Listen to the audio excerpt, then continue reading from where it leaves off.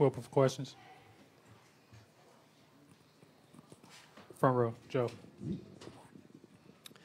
Ty, JR seemed to have a tough night tonight. What did you see out of him, especially on defense?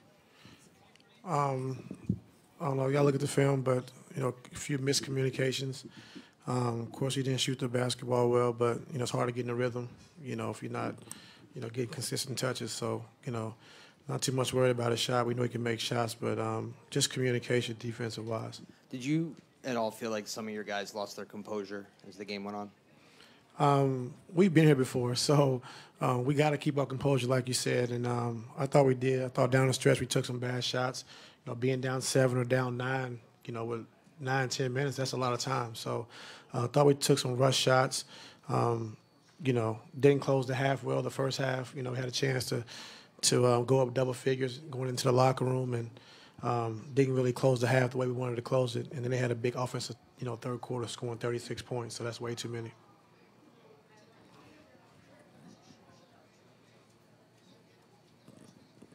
Steve. Steve Ashburn, NBA.com. When you come back to JR like that, even when he's not been shooting the ball well, is that defensive minded, and are you just thinking he can get a good look or It's two? both. I mean, defensive wise, and I think he can make big shots. He's taken big shots, made big shots for us. So no matter what he's shooting for the game, we know he can get going at any point in time. So that's the reason.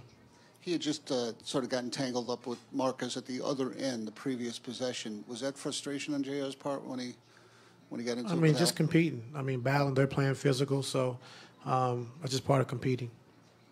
Jason.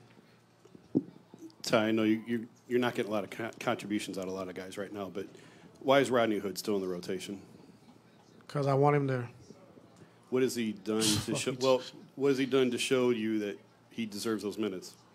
Well, I'm gonna keep playing him, so he'll be better. And I thought last game, game 1, he really played well for us, going 5 for 12, getting double figures. So that's why I went with him. Dave. Ty, outside of LeBron and Kevin, where do you think you can get consistent offense moving forward in this series? I thought Kyle came in and gave us a good first half. His movement created a lot of confusion. They're switching a lot of stuff, so being able to attack with Bron and Kevin in the post and then kicking out the guys for shots or putting it back down on the floor. But we really don't have a lot of guys that can drive and penetrate the paint, once the ball comes out because we have the shooting. So we'll be better going back home. We know that. They play well, in that second half, and we got to be ready to go on Saturday. Down front. Ty, you spoke about it a moment ago about the end of the first half and that period into the first part of the third quarter. Anything tactically that you saw that wasn't you guys? Yeah, I mean, we turned the ball over late. They got an easy uncontested layup to go in and half, and then the third quarter we kind of exchanged baskets back and forth. Had a couple of miscommunications on defense, and then they scored some easy ones, and they kind of got them going, and then kind of snowball from there. Marla. Marla Ridenour, Akron Beacon Journal. The physicality was kind of brutal the whole night. How did you think you guys handled that? And we got to be tougher. I think they're playing tougher than we are. We see that. They're being physical. They're gooning the game up, and we got to do the same thing. So we got to be tougher mentally and physically. Back middle. Coach, you were asked back here before the game if you could sustain a bad game from LeBron and still win. When he has a great game like that and you still lose, is that almost worse? Or, just what did you think of his effort and everything tonight? I thought he played well. But they played better than we did tonight. So, when he usually has a performance like this, we usually win games. But tonight, we didn't shoot the ball extremely well. But, then again, he played well, and other guys they'll be ready to go when we get home. So, back down front. Ty, right here.